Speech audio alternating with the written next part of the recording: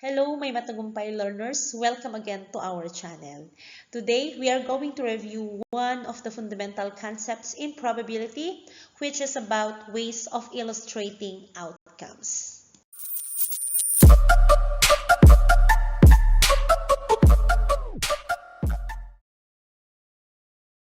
Before we dive in, let us first define outcomes. So what do we mean by outcomes? Simply put, kapag sinabi po nating outcomes, it refers to the possible results of an experiment. Cite for example, flipping a coin. So when we flip a coin, there are two possible outcomes, right? And ano yung outcomes na yon? It's either head or tail. Ano po? So yung head or tail, ang tawag po natin doon ay outcomes. Now, there are three main ways to illustrate outcomes. The first one is systematic listing, second is table, and the third one is tree diagram. So, let us explore each method with examples. So, unahin po natin yung systematic listing. Systematic listing involves producing an actual list of all possible outcomes. So, simple lang po ang systematic listing. Ililista lang po natin lahat ng possible outcomes. So, halimbawa po, rolling a die. So, when we roll a die, the possible outcomes are the numbers 1, 2, 3, 4, 5, and 6. So, ito po, inilista lang po natin yung possible outcomes. So, simple lang po yung systematic listing. Just list them all.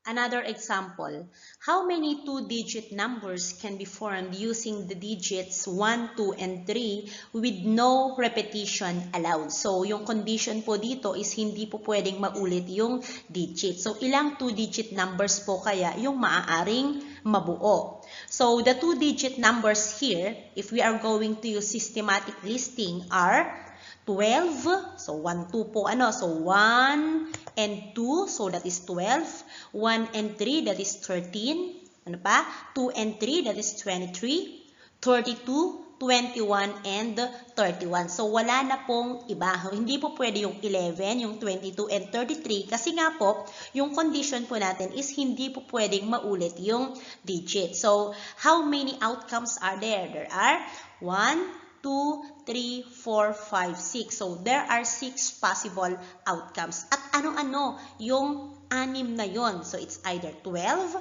13, 23, 32, 21, or 31. Next is the table method. And this method works best when we have two events. Cite for example, tossing a coin twice. So yung first event doon is yung first toss at saka yung second event naman ay yung ating second toss. Now, using table, let us illustrate the possible outcomes when we toss a coin twice. So, yung first toss, yung kanyang possible outcome ay either head or tail. Ganon din yung second toss ng isang coin. Ang possible outcome lang niya ay head or tail. Ngayon, paano natin makukuha yung ilalagay natin sa mga cells na yan? So, each cell in the table represents a combination of one outcome from the first toss and one outcome from the second toss.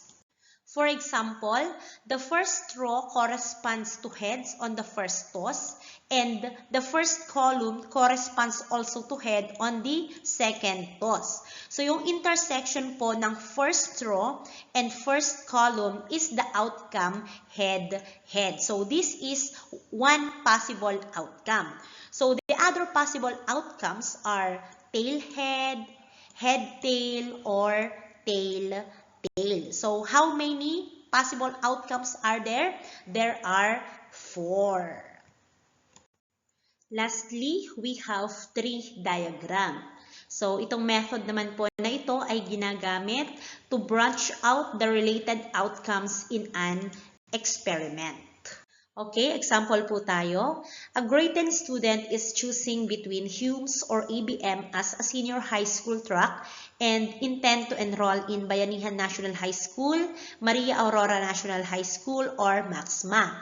How many ways can a track and a school be chosen? So, dito po sa problem na ito, the student has two options in track.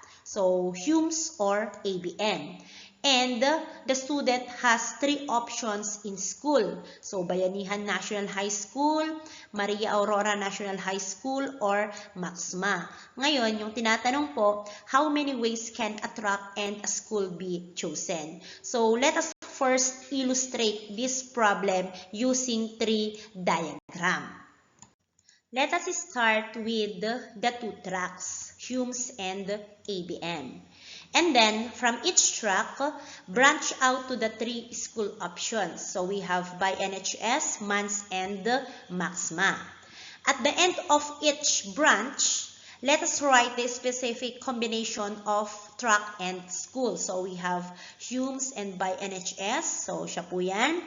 Next, Humes and MANS, Humes, Maxma, ABM and by NHS, ABM, MANS, and last we have ABM, Maxma. So, dito po sa ating 3 diagram, there are 6 possible outcome. There are 6 possible options na maaari pong pamimilian ng estudyante. Now, it's your turn naman. Here's the problem. A bag contains red, blue, and green marbles. If you pick a marble and flip a coin, how many outcomes can you illustrate using a tree diagram? Write your answers in the comments section below. So, aantayin ko po yung inyong mga sagot. I'd love to see how you solve it.